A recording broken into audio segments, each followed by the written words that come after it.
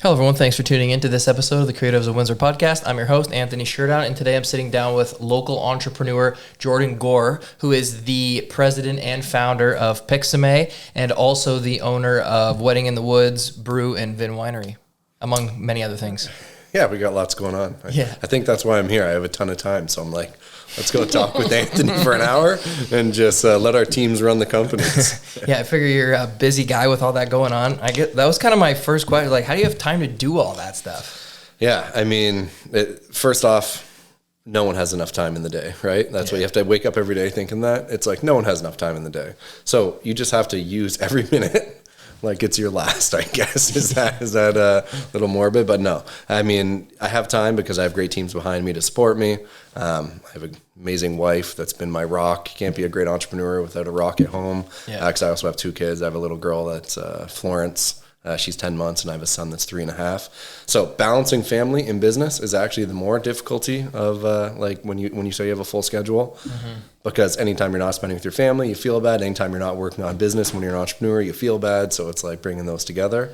But yeah, I mean, it's just less sleep and just grinding. Yeah, like I run one business and don't have kids, and it's hard. Like, you have 6 businesses and kids. It's like, fuck. Well, go have some kids, I guess. Yeah, it's a whole new meaning of packed schedule. Yeah, I probably look back and be like, I wasn't even busy before, but I thought I was. Yeah, exactly. What time do you wake up every day? Like, what time do you usually start? I usually try to get stuff done before my kids wake up, so I'm usually like a bright and early guy, 6:37. Yeah. Try to get to emails and all that kind of stuff. A big point of time management is I don't book team meetings until like 9:30, 10 every day. Okay. So I don't get into team calls with any of the Picsume team or any other disasters that might have happened. I don't get to that. I don't jump on those calls until at least 9:30. Gives me like an hour every morning to get through emails and the stuff that I want to set my schedule and my agendas for the day. Then the kids get up. I try to be around them for at least like an hour, breakfast and all the fun stuff. Yeah. And then I go off to the office and I live over there basically and until dinner or just after dinner. And then a lot of times I get back to work after dinner because we have teams in Vietnam. We have teams in other areas. So we have kind of nighttime meetings and daytime meetings now. Okay. When did you start Picsume? When did you find that business? Yeah, that's a loaded question, actually, because we actually thought about Picsume. I mean, to give some background, back in like 2011. So I started out in hospitality, started my first company when I was 19 years old. My brother and I started it together. It was a restaurant downtown Windsor. So we basically grew from 19, had one restaurant, to 21. I had 4 locations. We had like a nightclub, a live entertainment venue, a bunch of different spots. At that time, we had like a couple of hundred staff rotating, hospitality, high turnover. Yeah. So we said there's got to be a better way to replace these people working for these companies. And that's kind of what led to Picsume, or at least thinking about it, was I was so sick of just posting on like Kijiji or like recruit.com back then, like old stuff. Yeah. And just getting like 1,000 resumes of people that weren't qualified, weren't smart served, whatever the situation was. So we started Picsume.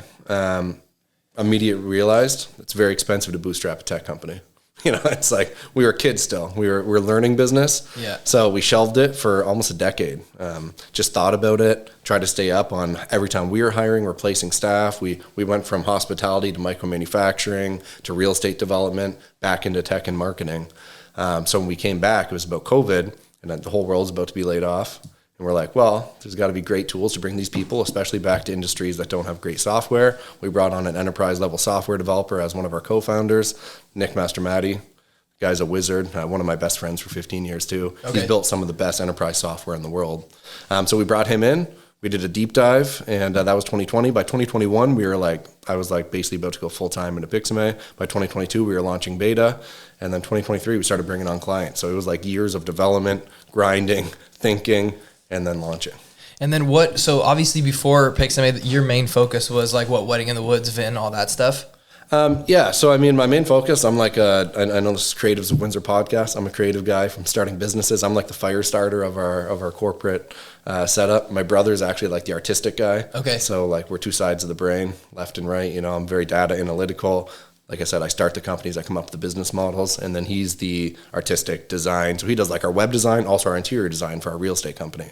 Yeah, like at the Airbnb that I was at, like he did all the designing inside kind of thing, right? Yeah, exactly. Yeah. We never use external designers or interior designers, anything like that. So yeah, it's really great what he can do because he deals with our tech teams, right, on like user interface and web design now, and he also deals with all of our construction teams on interior design. So it's really using his skills to the fullest, and then my skills to the fullest. I just run business development. I run teams. Now I'm part of the data and the AI engineering teams at Picsume. So I get to do the stuff I love. He gets to do the stuff he loves. We don't step on each other's toes, and we keep growing and exponentially scaling our companies. Yeah. Are you working like side by side your brother pretty much like every single day, or are you guys pretty separate? Yeah, we're separate. We like cross paths in team meetings. So like a marketing meeting for Picsume, we'll both be in it, and I'll see him like on a computer screen or sometimes in our boardroom. Okay.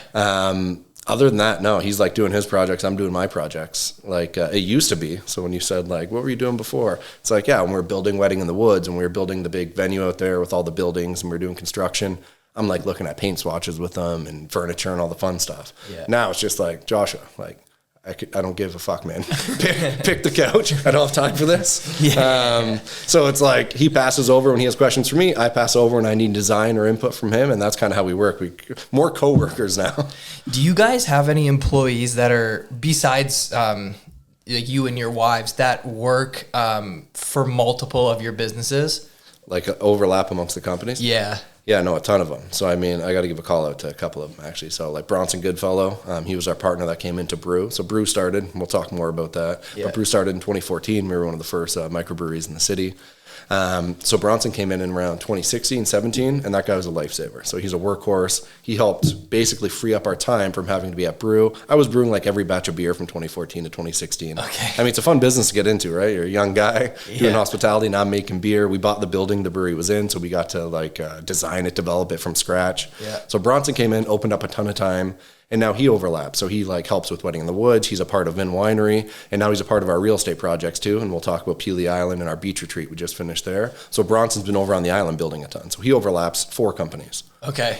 Patrick, my cousin, he was in Ottawa. He was about to go to med school.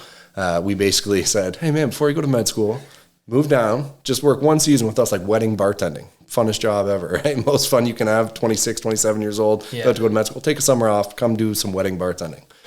Now he's our director of operations at Picsume. Okay. So he's like overlapped and touched all the businesses over the last 4 years. Yeah. Obviously a smart guy, I would assume. Very smart guy. Yeah. And these are the people. If you don't find these people in your companies, you can't scale them. Like this is, everyone always asks, how do you go from small to medium? How do you make that jump?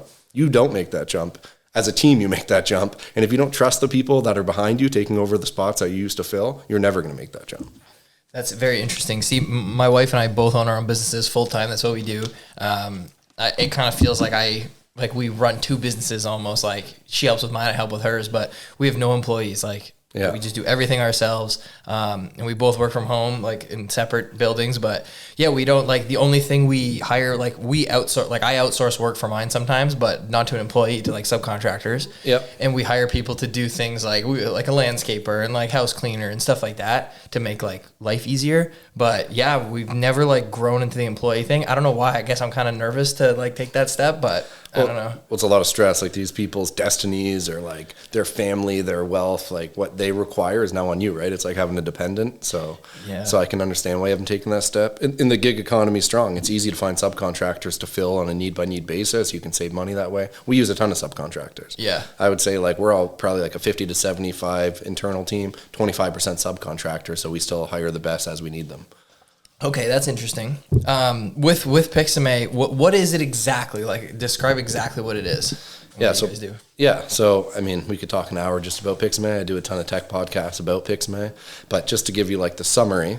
So it's a hiring platform. So we've really innovated the way that people enter the workforce. That was the first thing that we did. So as opposed to like applying with a resume, right? Resumes hundreds of years old. Do you know when actually the first resume was used? No. Yeah, Leonardo da Vinci. So that's like the first recorded resume. He was submitting it for his work, paintings, sculptures, this type of stuff. Okay. So since then, it's turned into a PDF, a digital piece of paper, right? Yeah. So big issue. So we went to the drawing board and we said, let's reinvent that. So we built what we call dynamic work profiles, and that's what a Picsume is. So you basically upload a resume, we structure all the data with our proprietary parsing, and we build your profile for you. It's always live, you always have it on you, you have a QR code, a URL direct to your profile. Now you can use this to apply to any job in the world, any job board. We actually had the government of Canada. We went to them a few years ago. We were like, look, people are using PDFs, they're not structured. Everyone's using AI intake systems or applicant tracking systems, ATS. And Canadians are not maximizing or they're not optimizing their profiles. So we did that first. We did a ton of iterations, 15 different versions. And we now score in the top 90th percent in benchmark systems against all AI systems that read documents. So you use a Picsume to apply for a job, you're more likely to get an interview with a person. Oh. That's step one. Step two, we built an intake system for employers that want to take these. So we call this powered by Picsume. It's powered by the Picsumes, or PBP. So now employers or large organizations, they now use our onboarding system where people will submit their resumes. We structure all the data. We build the profiles. We transfer them into what we call their candidate hub. And now they're always hiring. So they're always attracting the best people to work for their organizations. So that's Picsume in a nutshell. When you started Picsume, did you guys fund it yourselves from your other businesses, or did you guys go to get funding for it? Yeah, so we bootstrapped, as I said, back 2011, roll back 14 years ago. Yeah. Feels old saying that. We realized then it was like very expensive to bootstrap a tech company, and you're not ready for investors. And if you go to investors too early for like a pre-seed or an angel round, you're giving up mass amounts of your company or losing control. There's a ton of things that you have to think about. Yeah. So we had to get to the point of like net worth wise that we had the experience and the resources to be able to build a company the way we wanted to build it. I didn't want to build Picsume to just be another one and done and get out. I wanted to build it to be something that actually changed a market, changed an industry, and that's what we're doing. So we bootstrapped it all the way until we closed a seed round last October. So we closed a 7-figure seed round. We were super proud. We've now closed over $2 million in funding for it on our terms because we already had a product on market. We already had clients. We already had initial market traction. Yeah, so it's probably easier to get the funding, and you probably don't have to give up as much as your company, right? Yeah, exactly. Yeah. The more mature of a product or an idea you have, or a company at that point encompassing all of that, the better terms you're going to negotiate. Like you said, the less you're going to give up. And obviously the more dollars you can get, and the more dollars you get, the faster you can grow and you can scale, and the faster you can get to whatever your goal is. Yeah. When I was doing research for the podcast, kind of getting my questions for you, I was just scrolling your website quick, and I saw you guys had the blog section, and you guys made that post about getting $1 million. What was that? Was that what you were just talking about? Yeah. So that was the first seed round. Okay. So we raised $1 million with one investor. So originally we weren't going to limit it. We were just seeing who wanted to join in on the seed round. We held what we call an investor day. So, there's a lot of different ways to raise investment. We looked at our strengths. We said, we own events companies. We have all this cool stuff. So we said, let's hold an investor day in our events building where we host weddings. Let's bring a ton of investors down, show them what we've built with Picsume, show them our market traction, do our whole pitch to everyone in the room at once, as opposed to individually going to investors, having doors slammed in our face, or VCs. And we had a lot of that interest, right? So we did this investor day. We went into due diligence with 4 investors, and we ended up picking one. He bought out the entire round of $1 million. And then the government supplemented with a lot of other. We're about to make a funding announcement next week, actually, of another big funding announcement. Oh, awesome! When these investors were a lot of them local? Were they not local? Like, where did these people come from? Yeah, all over. I mean, with Picsume, we've tried to have people that have like roots in Windsor, Essex, because we have great tech. We have great people here that can build things, but we have a bad rap, I think, on like the entire countrywide market from an investment standpoint, which makes no sense, right? We're the automotive capital. We have a ton of innovation going on here. Yeah. We work a lot with WeTech. I don't know if you know like WeTech and Yvonne Pilon and Adam Castle. They have great things going on there. So we work with them, and they kind of helped us get ready for raises within the tech ecosystem as well. So what we did is first we pulled like a whole bunch of people that had a connection, had roots to Windsor, Essex, to join an advisory board. To basically give us contacts, advice, and now they're part of the board. We've signed 4-year contracts with them. So we have like a previous vice president of IBM. We have a previous director of Manulife. We have some of the biggest CIOs, so information technologists from the U.S. We have one of the top guys. That's a massive firm there. We have the vice president of Globe and Mail on our advisory board. Okay. So all these people joined us. And then we obviously tapped some of their contacts, some of our own contacts. All these people had connections to Windsor, as I said. They either did their undergrad, their postgrad, or they live here now. Okay. We brought them all back, pitched them in our boardroom. So our Picsume HQ is on our winery campus. Pitched them there. They joined our company, tapped those contacts, brought them in for an investor day, and closed the round after 1 day of pitching.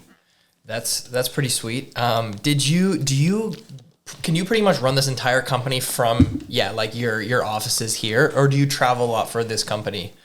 I mean, it is technology. It's 2025. You can run pretty much everything remotely. There's people trying to build billion-dollar companies now with teams of 10 with like AI and agents and agentic AI. So yes, you can run everything remotely. There's still a little bit of a human part. Like we're signing massive organizations. So we just announced last week, if you saw on our website, we just signed ORMA, so the Ontario Restaurant Hotel Motel Association for all of Ontario. It's the largest hospitality organization in Canada. They have 11,000 locations and 5,000 members, and now we're the software partner of their organization. So places like that, we would go pitch their board in person, shake hands, meet the people. So those types of meetings I'm going to in person. Everything else I'm pretty much doing remotely, virtually. I'm managing all our teams. It's hybrid. They come for like events, fun stuff, board meetings, if we invite them down for board meetings. But pretty much everyone's working from their computer. Do you ever put these people up in your Airbnbs that you have when they come here? Definitely, yeah. And consultants that join our company too. We have some of the best consultants in North America now working with Picsume. Anytime those people are in our region, we put them up in one of our Airbnbs. We haven't put anyone up in the new one yet that you did the photography at. Yeah. I'm very excited to use that one for that purpose because it's super cool. Yeah, and you can fit like a good team in there, right? Yeah, exactly. Sleeps 12, that one, right in the middle of a golf course.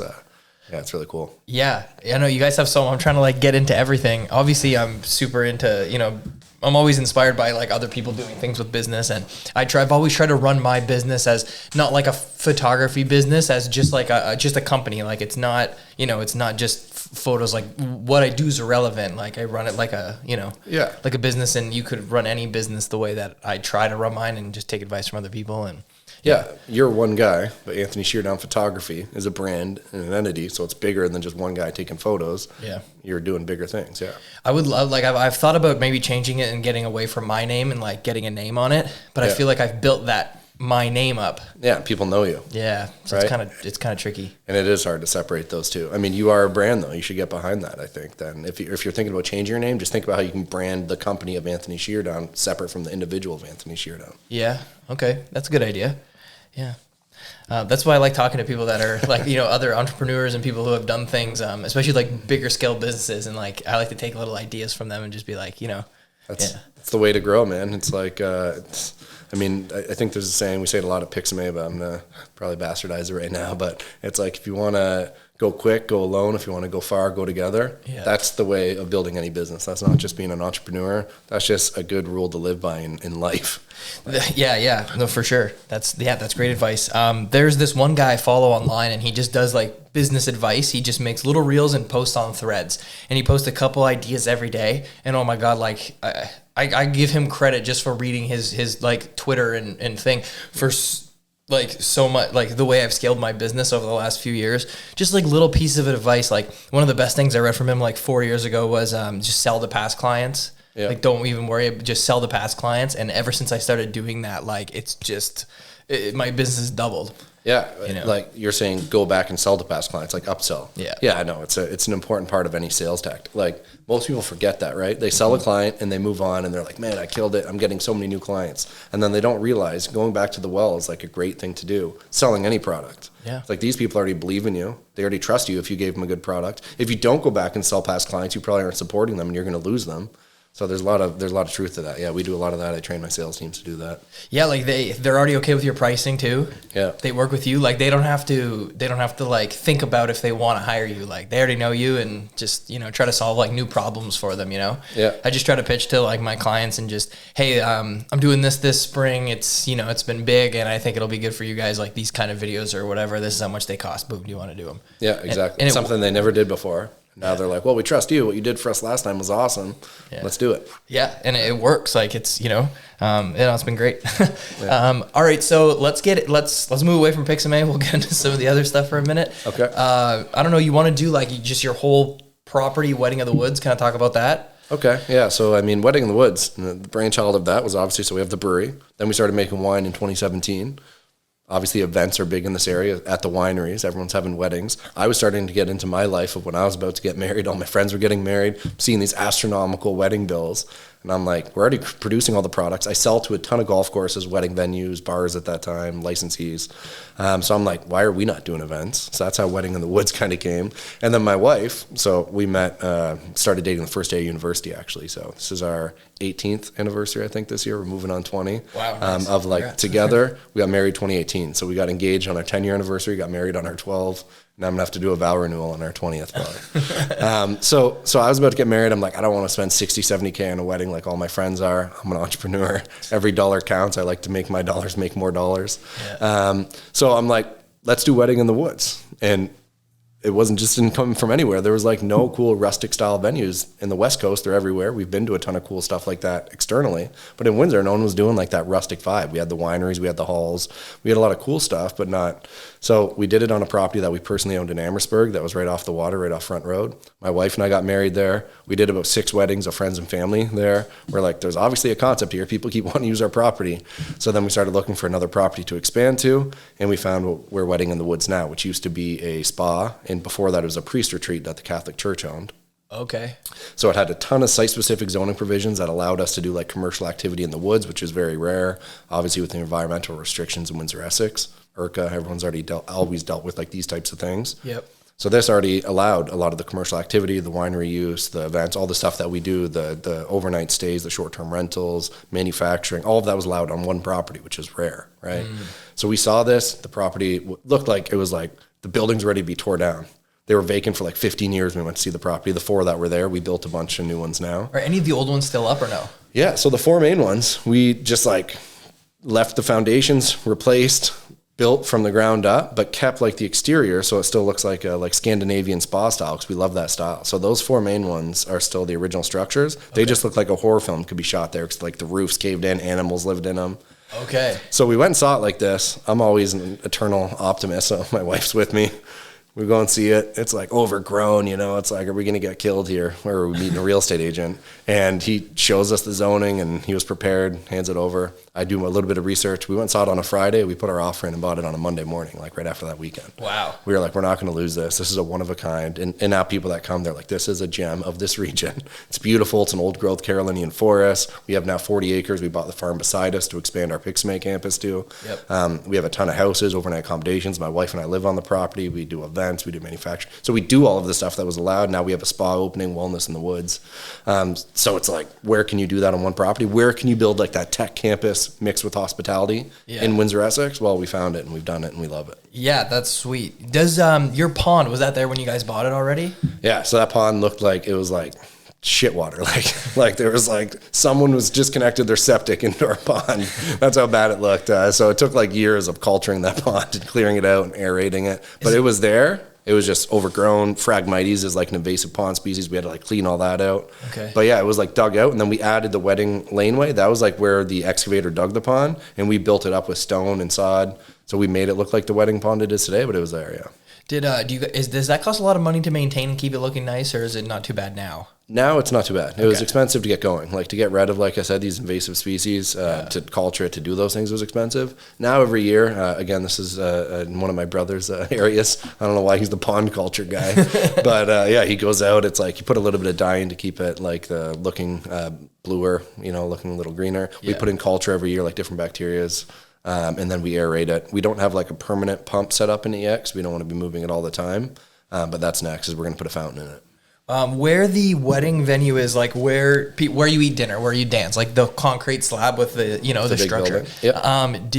What did that look like when you guys bought the property? Was that just woods? Did you Yeah, that was just woods. I mean, so we set that up during COVID. So again, we started our wedding season during COVID. It was fun. It's like starting a big event company when people have to stand 10 feet apart and wear masks. We're like, great investment, but it ended up working for us because it was in the woods. So we actually did weddings. I think the first season we did weddings was 2021.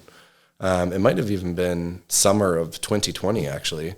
And because people could be outdoors in the woods, we did like ceremonies and people separated. So it actually ended up working. People couldn't do weddings at a lot of the venues, and we still were like doing weddings. Because it was outside. Yeah, so we've done I want to say we've done 150 or 200 weddings now over the last 4 years, and they all started during COVID, which was crazy. Yeah, that's so, like weddings, like that's such a huge business on its own. Alex handles a lot of the logistics of that stuff, right? Yeah, she does. So Alex, for reference, my brother's wife. So you asked about like wives being involved in the business. Yeah, Alex is amazing. We couldn't do weddings without her. So she's our coordinator. She helps like run the whole venue now. But really the coordinator is one of the key components of a wedding business, right? Yeah. It's like the couple's experience is your product. It's not just this beautiful property. Anyone can have beautiful property, but then you rent that for a couple of $1,000. We sell an experience at Wedding in the Woods. We're a retreat. You come in on a Friday night, You have your rehearsal dinner in our winery. You stay in one of the rentals, like our bridal suite on top of the winery is a beautiful rental. I think you've photographed that before as well. Yep. A wedding in there and on its own. Yeah. You photographed the wedding, but I think you did the empty photography, I'm saying, for one of the county of Essex or something. Yeah. So it's like Alex sells that whole experience. They come in, they stay with us the whole weekend, their bridesmaids, sometimes the parents stay on the property. So without Alex, like all of that planning, imagine that planning, all it takes to go into one wedding, and she does that like 25 to 30, 35 times a year with corporate events. Yeah, I know. That's crazy. That's a lot of work. Yeah. The winery itself, that building and that, because that's open to the public, right? Yeah, so Friday through Sunday. So we're a nighttime winery. This is another fun story, actually. We're opening up a winery. Obviously, we come from the brewery industry and hospitality in the city, not in the rural, in the county. And when we were opening at a lot of the other wineries, we're like, these guys are crazy. You can't open a nighttime winery out in the county. People don't go out at night. But we were like, no, we want to do Friday and Saturday nights and then all day Sunday afternoons because that's like the big winery day. Yeah. So we started it for the first year. Obviously, it was slow building like a nighttime crowd out in the county. But now we're slammed every Friday, Saturday night. So we're only open Friday to Sunday. Because we live on the property, we have events being set up, we have a ton of stuff. The Picsume campus is on the property, so we always have meetings. Yeah. We just opened the winery on weekends. But yeah, it's slammed every Friday, Saturday night now. Every Sunday, we're pretty much at capacity. We actually hired a full-time winery manager this year for the first year to manage just winery events separate from wedding and other events because we had so much going on. Yeah, that was actually my next question. I was like, who runs that part of the business? Yeah, so you have somebody now. Yeah, so it was Bronson for a long time. Now Bronson's doing more of our construction projects. So like just today, he was coming back from Peely Island with my brother, finishing our beach retreat that opens in like 2 weeks. So now we have a full-time winery manager, and it's actually more fun, another connection. So my cousin that came down that we said, come bartend one season, and now he's building a house next door. Like we bought some land with him. This guy's down here forever. He's never going back to Ottawa. So his girlfriend now is our winery manager. Oh, okay. So she just became a nurse. So she's like nursing. She just graduated, and she's been working at the winery for the last few years while she was in school. But now she's managing on weekends the winery, and then she's nursing through the week, and she loves it, and she's a very dependable person. So finding those people again open up more time for guys like Bronson, and now we can build more stuff. Yeah, no, that's great. Yeah, like it's like as you guys grow, like the employees kind of grow into different roles too, eh? Yeah, we like to keep the people. That's staff retention. That's the best. I mean, that's what Picsume does too. We help you identify the people in your organization that are key to you. We call it a picture of your workforce because in your candidate hub, you can visualize, you can see the skills. If people are updating, it's not like I have a resume on file from 2020.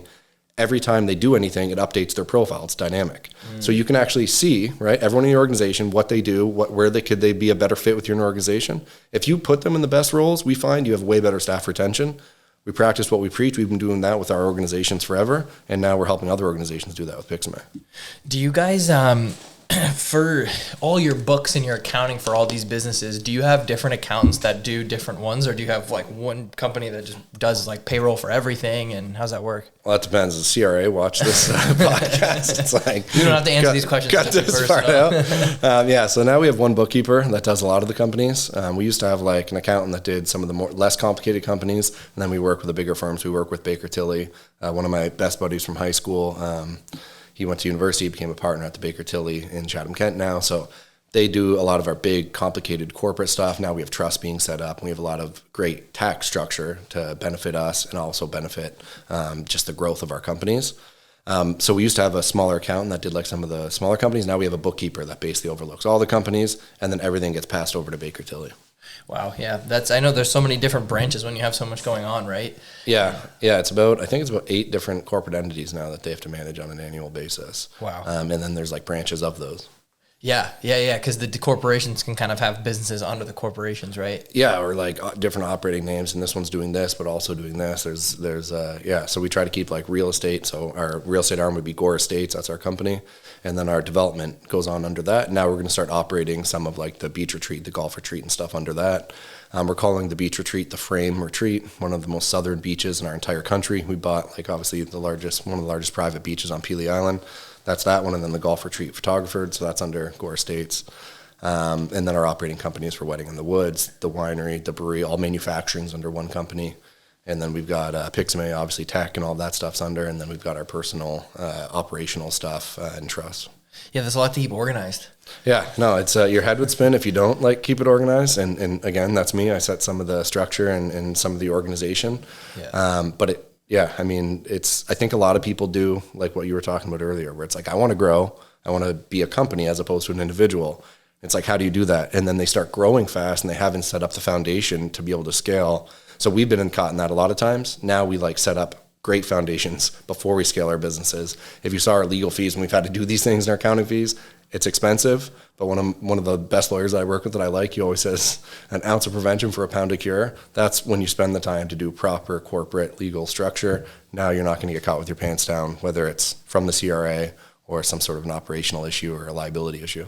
Yeah, for sure. Like, it always makes sense to do your homework, especially before you're going to invest like money into something, right? Yeah. Like, that's even like with my wife's business, like starting a grooming salon, like we built a separate, addition building for her to do that. So like I went through and like I called the city and talked to the city, like, is this allowed here in a residential area? And what are the bylaws? Like, what licenses do we need? And like, I got everything in order, and then like apply for all those things, like every building permit, like everything legit, like full inspections, just so like if anything were to ever happen, like I don't lose out on that huge investment we made. Yeah. Like, everything's 100% legit, and nobody can ever shut it down no matter what. Like, it was all built 100% on the board, Yeah, you don't want to build on a house of cards. No, and what you did there, I mean, I think people overlook how difficult it is to build stuff from the ground up, right? In construction, like even referencing what you're talking about, getting permits there, doing all this stuff, getting proper liability and construction insurance. It's like everyone's like, oh, I want to build a house. Well, what's that mean? One of our partners, so our CTO at our tech company, I said one of my friends, so he built a house next door to the winery now. So when we bought the property, we had another 10 acres, and he severed off that 10 acres and he built a house over there so we could be like part of the same compound. Yep. So we picked our neighbors. My best friend lives next door. Now on the farm next door, we have our Picsume office. We have our cousin, our director of operations over there. So we have our own neighborhood. Yeah. But when he was building that house, this guy's been building complicated tech his entire career. And when he was building that house, he was like, man, that was one of the hardest things I've ever done. He was like, keeping all that straight, and he's one of the most organized guys I've ever met. He was like, that was like mind blown. And I'm like, yeah, now imagine doing that. Like this year, we're spending $2 million, let's say, on real estate projects. We have 4 houses being built simultaneously, and we're like part-time managing those. Yeah. Like no matter how big of a team you have, like it's still, you two, right, that have to look into everything. Yeah, you have to, I mean, and that's the thing, you have to have your finger on the pulse while not like micromanaging. But yeah, no, it's still your head spins and it's stressful. You don't sleep a lot. Like when I say you sleep like the 6 to 8 hours, that's not good sleep because you wake up and you're thinking about stuff. Yeah, I try to shut it off as best I can, but obviously mine's not as crazy as yours, but still, like it's still there, Yeah, you smoke some weed before bed and shut it off, is that what you're saying? That makes it worse for me, but yeah, no. My trick is Friday night red wine. It's like we try to keep the wine drinking 1 day a week, being on a winery. Yeah. So Friday night red wine puts you right to sleep. I catch up on sleep for the entire week. Yeah, Friday nights, puts you to sleep. The other thing with like all those permits and stuff too, I always made sure is I always like called the insurance companies before doing these things. Like call like the business insurance, like, hey, we're gonna do this, and then call the house insurance, like, hey, we're gonna do this, and who's covering what, and is this all allowed, and how much are you gonna charge me for this before I pull the trigger, right? So yeah, it's nice to do things like that. Yeah, and when you get like more insurance, like more policies, then you can get a broker that can look into that stuff for you, and you can just keep throwing stuff at them. Like I throw stuff at my guy all the time. Like, how much is it to build on an island, like with this, and like if something happens, like what is all the scenarios? And then I'm renting it part time, I'm living in it part time, and I always just give him random shit, and then he comes up with a good policy. Yeah, good teams. Like I started using Team Murray in Kingsville. Okay. They hired me to do a bunch of stuff there, so Yeah, he was Jim O'Neill. He's actually a creative guy too. He's also a musician. Okay. But I've been using him for insurance for a long time, so shout out to him. He does a great job. Yeah, it's nice to have. Like even people like that are like part of your team. Just people that you can shoot an email to. 100%. Yeah. Those are all part of your team. Legal, accounting, insurance. Like I use all the same people for everything, regardless of company now. And with tech, with Picsume, we just had to pull in a firm in Toronto, like someone that understood like investment, scale, possible IPO, like what's it mean when you're fractional share, all the complicated corporate structure. So we brought in a team from Toronto. Now they've been helping us with that stuff. And now you just ping ideas off them. Yeah, nice. That's great. Okay, let's talk about this Peely Island thing. Yeah. So how many houses did you build? Are you building there? 2? No, so we have 2 completed now. Okay. 4-bedroom, 2 separate 4-bedroom, 2-bathroom. They're A-frames. We shipped them over from Estonia. It's the actual company A-frame, so it's like the original manufacturer. So they come from Europe. The materials are like some of the best quality I've ever seen. They ship them over pre-cut, but all like you have to build everything. Okay. It's like a massive IKEA with some of the most solid materials you've ever seen in construction. So we started building those 2 years ago. The plan is to build 2 more. So we bought, which used to be like 8 lots on Peely. then it became 2 massive lots. So we have just over like 600 feet of beachfront now. Okay. Beautiful sand beachfront. It goes out like hundreds of feet. It's a sandbar. There's not a lot of sandy beaches on Peely. It's a lot of rock. We're on the calm side, so East Shore Road. So it's a beautiful beach. We got to get, you'll be over there soon. Okay. Yeah, so we built those 2. Now we're going to basically operate those 2 once they get to capacity. Then we've already designed a third, which is a 3-bedroom, 2-bathroom. And then we'll likely design a fourth, which will be smaller, maybe a 2-bedroom, 1-bathroom. So different like group sizes can come and enjoy the beach. If you have a big party, they can take the 4 bedrooms or they can take both. If you have smaller groups or smaller families, they can take the smaller buildings. Are the houses close to each other, like the 2 you've built so far? I think there's 40 feet between them. Okay. We try to space everything out evenly. So like the property, like aesthetically looks great from the water, from the road. So it's like proper design on the property, keeping in mind that we were going to build 2 other structures. And then the reason we also built 4 is when you work as much as I do, it's not just like I want to start a beach retreat on Peely Island. It's like I don't get to get away for a lot of long vacations. And I don't want my kids to miss out on all the fun times and the memories that I created growing up. So what we're going to do is like, so one of the buildings that were finished, that's my beach house. One of them's my brother's. The next one we build will be Bronson, so the person that's working with us on the project. So we have our own beach houses now when we want to go on vacation. We have high-speed internet there, so I can work on Picsume from there. So it's like always, I guess the lesson or what the insight I'm trying to give into this is like mix business with pleasure, right? That's what Airbnb allows. I mean, it allows you to make money off a short-term rental or a passive real estate income while also enjoying it if you're buying it in a place that you actually want to visit, and that's how we try to look at it. Are you doing all the rentals through Airbnb for these new places?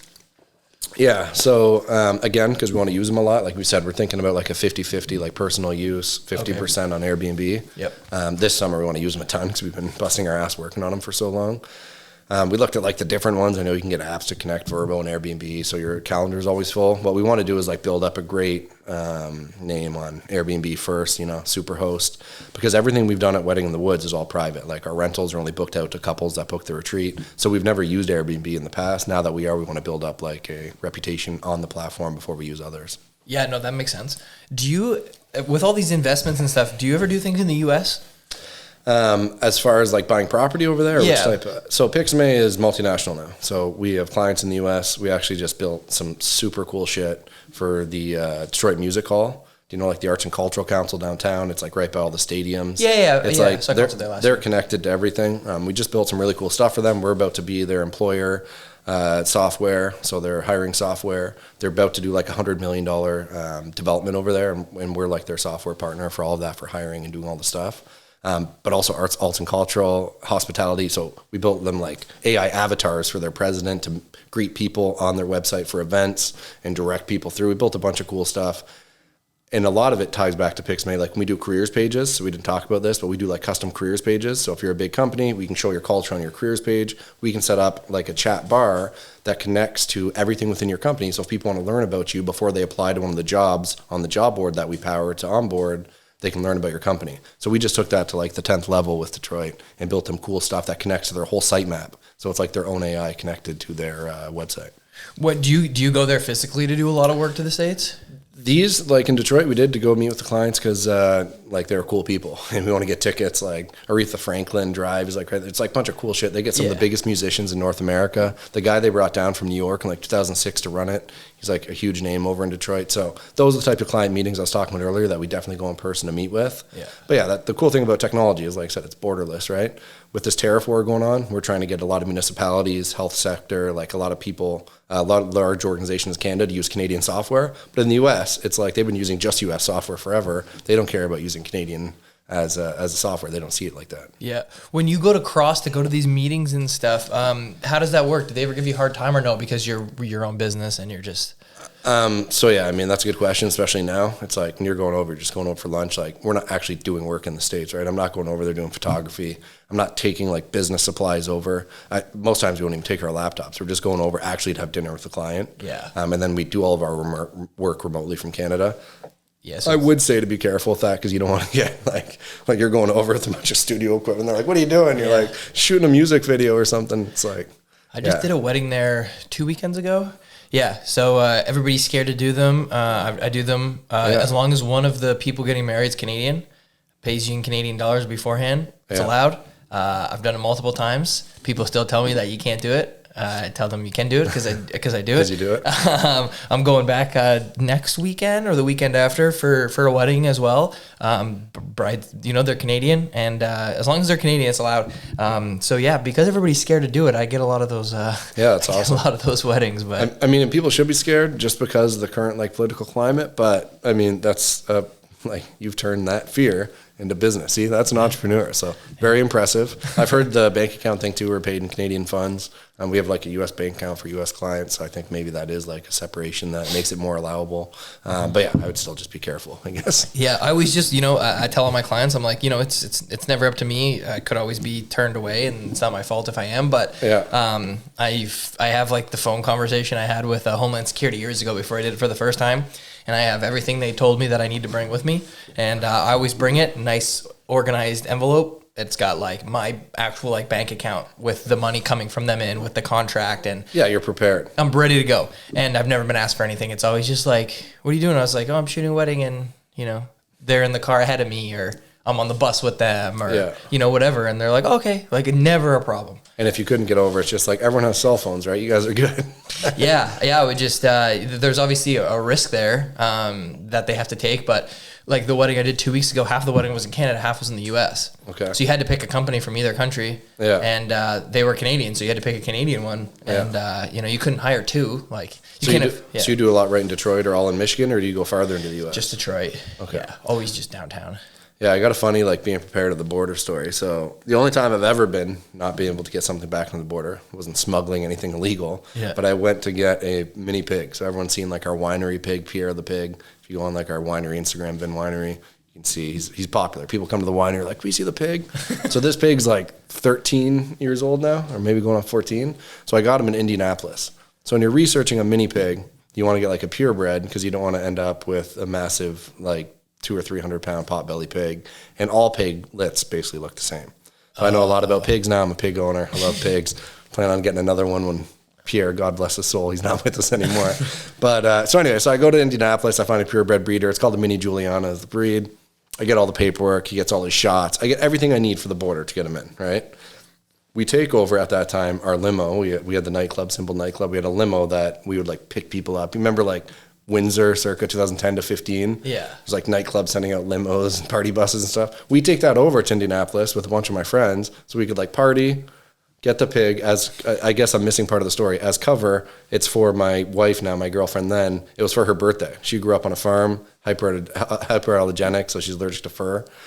Pigs have hair. Yeah. So this was her present. So as the cover, I brought all my friends over in our limo from our nightclub, and we're going to party in Indianapolis. She thinks I'm going there for a friend that's getting married in a few months, his bachelor party. But we obviously have to play it up, so we go out and we have fun, like you will.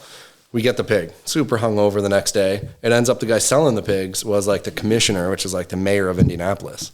So he's giving me my pig, giving me all my paperwork. I'm like, hey, do you do anything else for work? He's like, yeah, I'm the commissioner. I'm the mayor, basically. I'm like, oh, so you're not busy at all. Thanks for dropping this pig off, right? To a bunch of drunk, hungover Canadians, right? Still have beers in our car.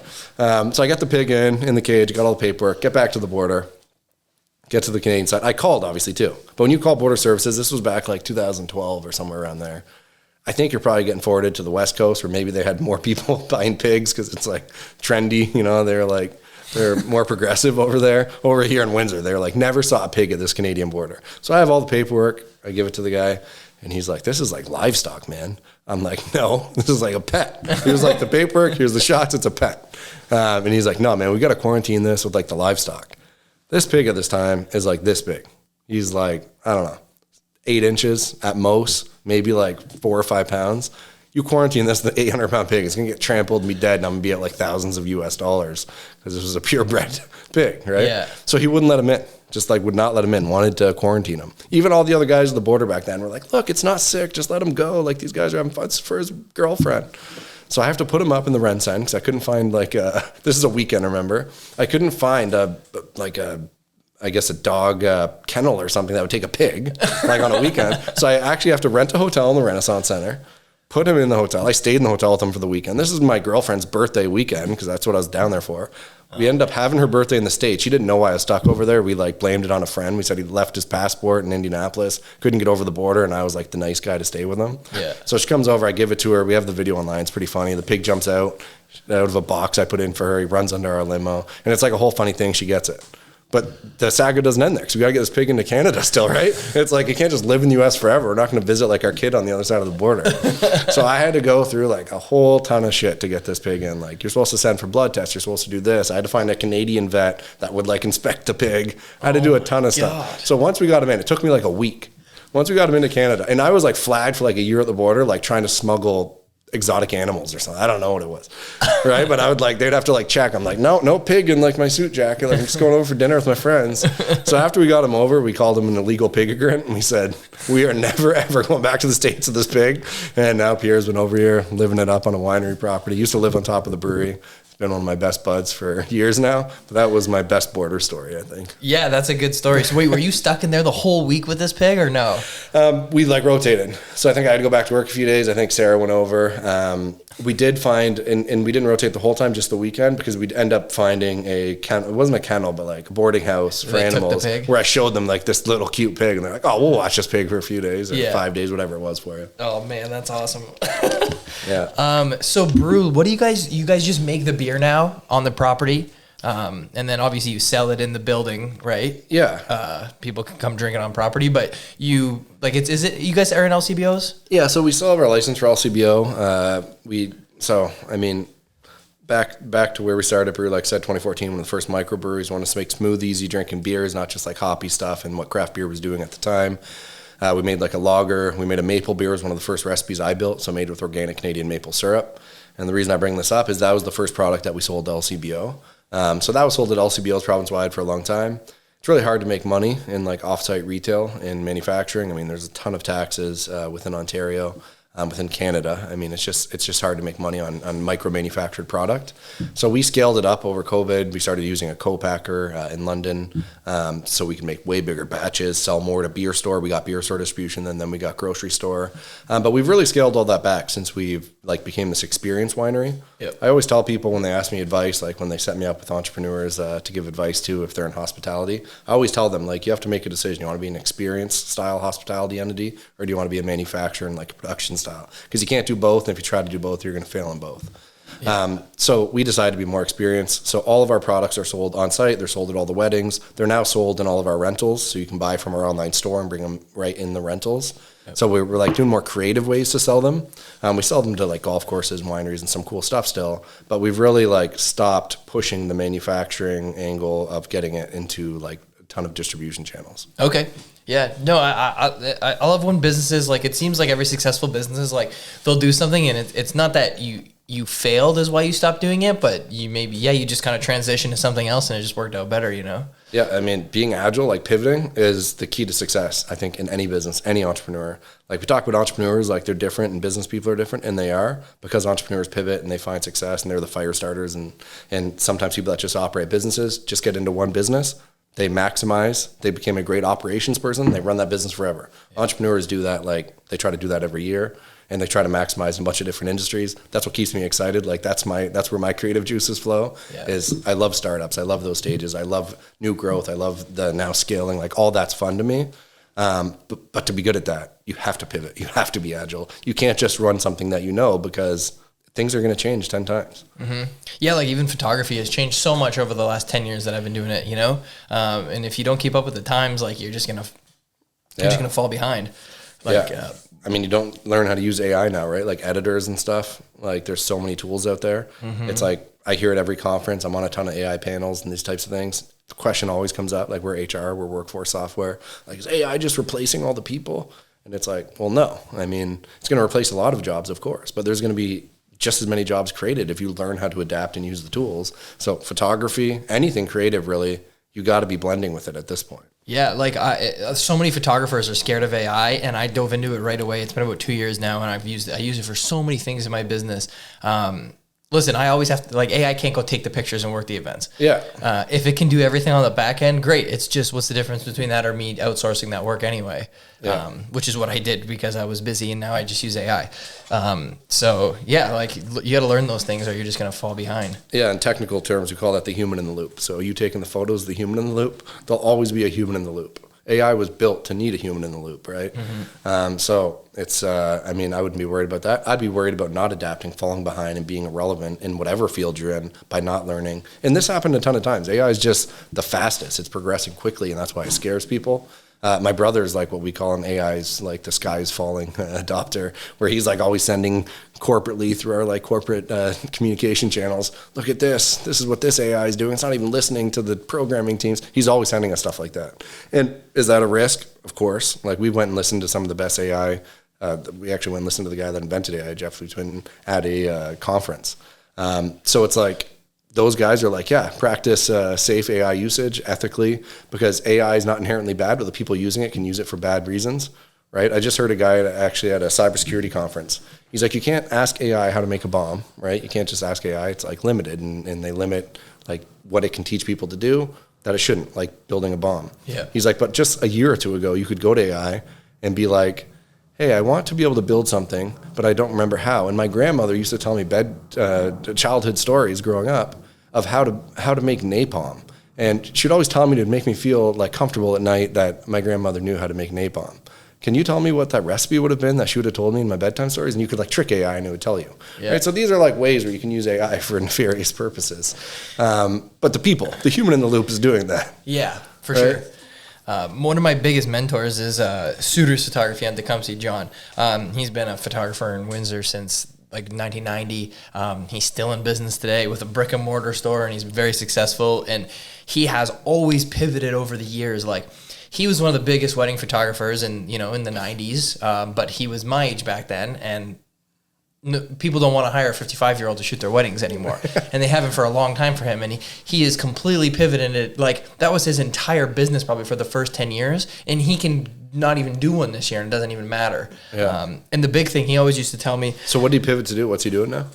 He does a lot of like sports, okay, a lot of studio work, a lot of printing and framing. Just got out of weddings. Yeah. Yeah, no. He'll still take them, obviously, yeah. But he just always changed. And the biggest thing he said is, by 2008, if you didn't switch to digital, you were done by then. Yeah. And he switched like right about, I don't know, 2005 or 6, and all of his competitors, like, they didn't switch, and then he switched and then got new competitors, yeah, those people are gone. They're not taking photos anymore. Yeah. Their hobby is now like bird photography on Peely Island. Yeah. Professionally, done. Yeah, and he did the whole switch, and like he was a wedding photographer. Like, he had like labs and like all the big huge labs that would process all the film and scan, like that was crazy. Yeah. And to completely change it, now he has all computers and like digital print machines and stuff, and he made the change, but now he's still in business, Yeah, he adapted and survived. Yeah. Like I said, this happened a lot of times. I got off on a tangent there with the napalm story because I thought that was funny. I wanted to share that from that cybersecurity conference. I'm like, let's go hack AI.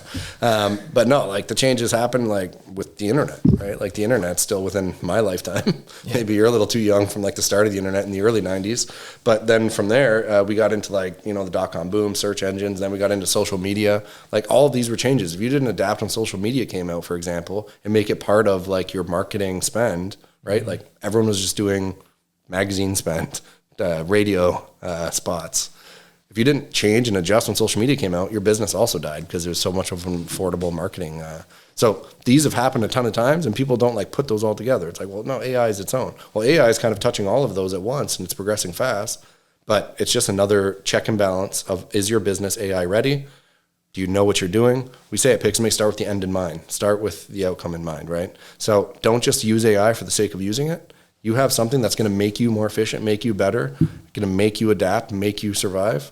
And if AI can support that, then go and find out that tool and use it. Yeah, lucky for me, my business, I spend most of the time on the computer. I'm pretty like tech savvy in that way, and implementing those things was easier for me, I guess, than it would be for some businesses. So I definitely had the advantage there. But yeah, no, those are some great tips for sure. Had the advantage because you were tech savvy though. Those people chose not to be tech savvy, right? Yeah, I guess, Yeah. I mean, that was a skill that you have that now you've used to stay relevant. Yeah. No, and even like AI, like I'm glad I have like being a photographer, you have to have a strong computer, and to run these AI programs, it needs to be strong too. Yeah. And I'm glad that I have that, because man, does my computer get put through it when I do some like big AI things, like physically like making noise and like it's fucking running, you know? Yeah, I need some very fast graphics processing chips. Also, I know you photographers have like a ton of like offline storage. You have your own like servers that you set up and stuff, because I know like one wedding is probably like a terabyte of information. Or yeah, what's a raw footage for a wedding? A raw footage for an average wedding is about 200 gigs. So 5 weddings, a terabyte. You have to store all this. You don't want it to be just in the cloud, because that'd be expensive. Also very time consuming to transfer, even with fiber. So yeah, these are all things you have to think about. Yeah, I have lots of hard drives. I don't like to trust those big ones. I actually don't have any servers, but I don't like to trust the big ones that are like 10 gigs. Yeah. I always just have 2 terabyte ones, and there's always 3. Yeah. So each one corresponds to 2 others. Okay. So it's like 3 at a time. Yeah. They're like $130 a pop now. They used to be $100. Yeah. But yeah, so no, they used to be like $2,000. Oh yeah, I guess you're right. Yeah, they went all the way down, and now they're slightly going back up. Yeah, because like floppy disks is like a couple megabytes. Yeah, and those they were like 4 megs or something.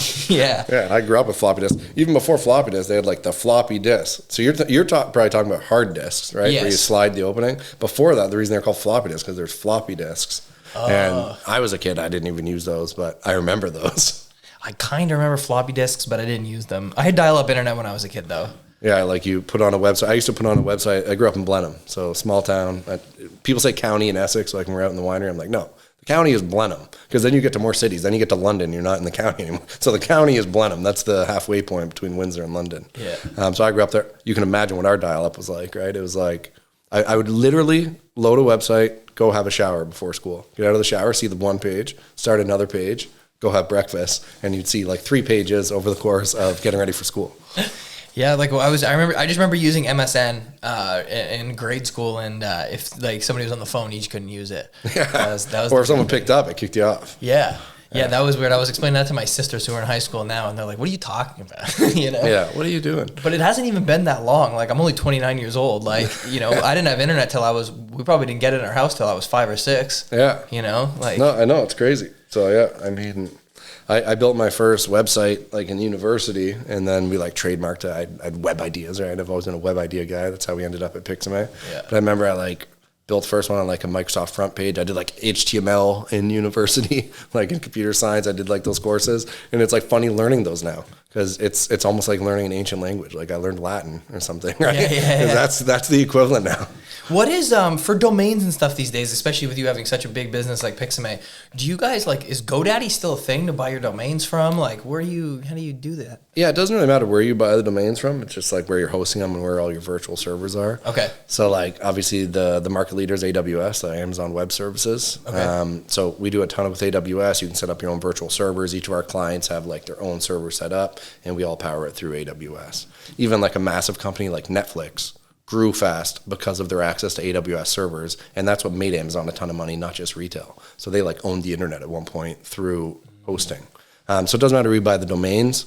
No one's hosting on GoDaddy. You can still go to GoDaddy. I still buy domains on GoDaddy sometimes, and then you just point them to wherever you're hosting. Oh, okay. That makes sense.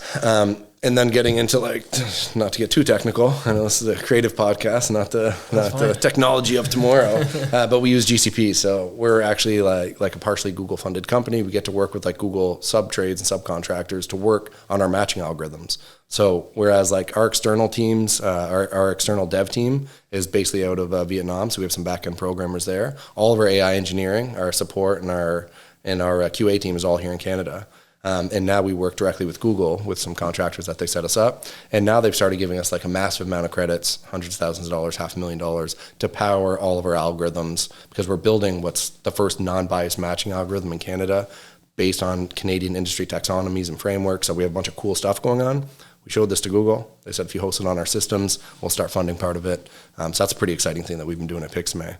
So we separate them. We deal with AWS for a lot of like hosting and like data for clients. And then all of our AI tools now are powered through GCP and the Google Cloud Computing Platform. And GCP is really advanced. We had to get like some top engineers to understand it, to work with the Google engineers. We have one of the best data scientists I've ever met. Her name's Andrea. Is it a full-time employee with you guys, or? Yeah. All the AI engineering team, all the support team, all the Canadian core team, they're all full-time. Okay. It's the subcontractors for the back-end programming, some of the dev team. We just set them up to tasks. But yeah, so it's more of a complicated structure, and we got to work different hours and plug the teams in. We actually have a project manager that speaks Vietnamese and English. Like, that's how we connect the teams. But yeah, so we're doing some cool stuff, obviously, with like connecting these teams, but doing all the AI development in Canada is what allows us to keep our patents, any of our filings, our trademarks, all that stuff in Canada. The government loves it, and we're really like pushing the limit on what can be done in Canada. There's actually something called the Alberta Machine Intelligence Institute, AMI. It's one of like the top AI think tanks in the country. And our CTO is one of 16 CTOs that sit on the board of that now. And we were in it for a year. They kept getting us back. Now we're in it for a second year. And they've been great. So like we get to talk with all like the leading companies at our level or above about what they're building. And we collaborate. And that's how we've been growing Picsume so quickly. Yeah, that's really interesting.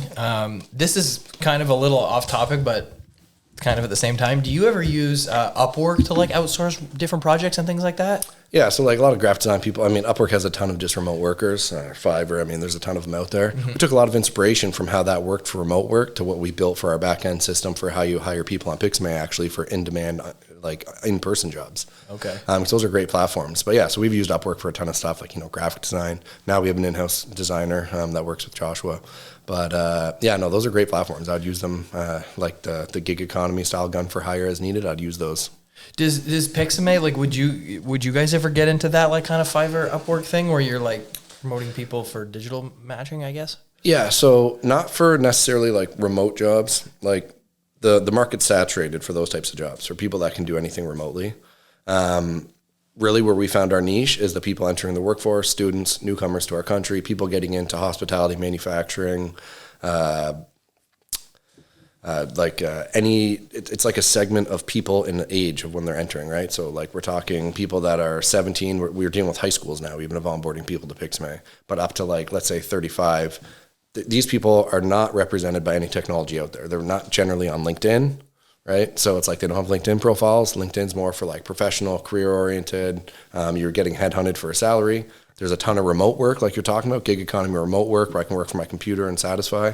But then there's not a lot for like general labor and all these things that need to, which actually make up the lifeblood of our economy. So that's what Picsume represents. And all of the tools that we build for candidates to use our profiles to apply for those jobs is free. So like if you go on, you build Picsume, you never pay for it. We charge our large organizations that use our intake systems. Oh, okay. So like the individuals aren't paying to be on there? No, we always say a Picsume is free, and it always will be. We're never going to charge our people to upgrade their resumes, level them up into Picsumes, and use them to get better jobs, use them to get that actual interview, use them to get past those AI systems that aren't getting them past because they're simple as formatting. You give an unformatted resume to an ATS, an applicant tracking system, sometimes it'll spit it out and not read it properly. And now just because you didn't format it properly, you're not getting an interview. Right? These are massive issues out there.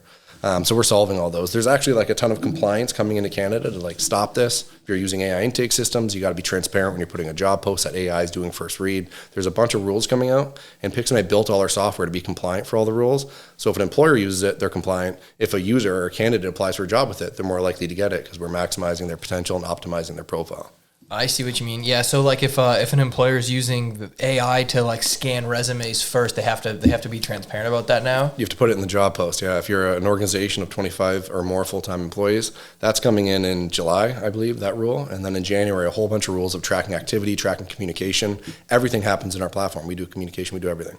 So you track everything. So if someone gets to like an interview stage, for example, and then an employer doesn't get back to them, say they didn't get the job, they're breaking a rule now. Because there's a ton of like miscommunication. People are applying to jobs they're not qualified for. Employers aren't getting back to people. And now we have hundreds of thousands of open positions in our country.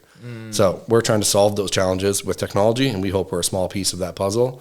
And we're becoming a small piece of that puzzle. So we're really happy with the progress. So for example, if Stellantis used you guys to hire people, they pay for that. Yeah. Okay. Yeah. So they pay. So we're like a recruitment module. So we'd be like a layer before their HRIS, their human resource software. Mm-hmm. So basically they would do all their intake. We'd power their careers page. We'd share their job posts and source code to Facebook, ZipRecruiter, Indeed, everywhere. We integrate with all of them. We pull in all the applicants.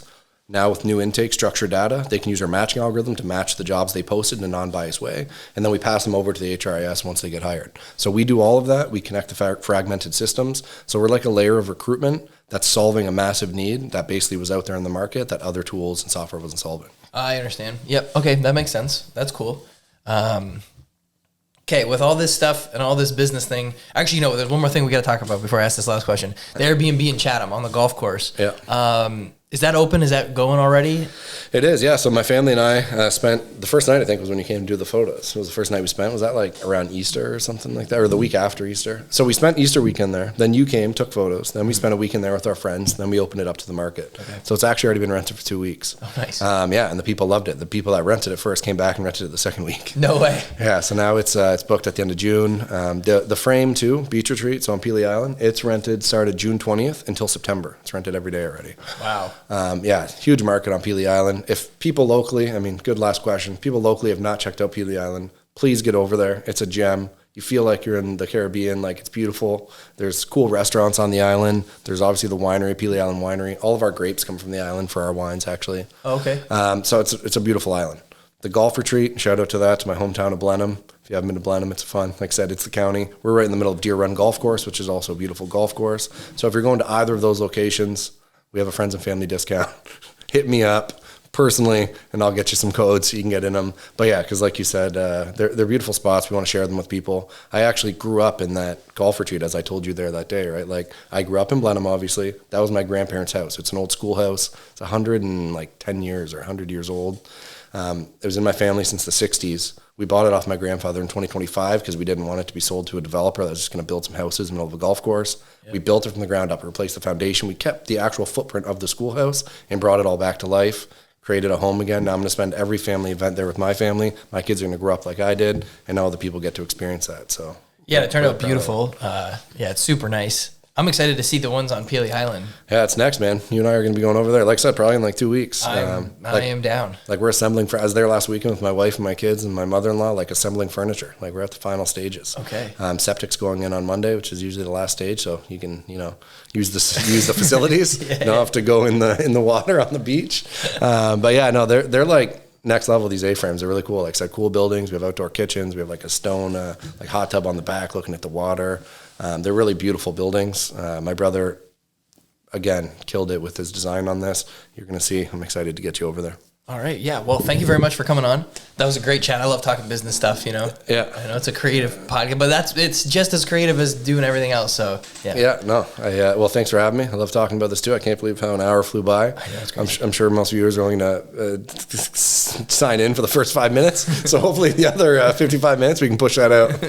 All right. Thank you very much. Thanks for watching, everybody. All right. That was great. Yeah, that's good, I love talking to other entrepreneurs and snagging ideas. Yeah, no, that was easy. I think that flowed.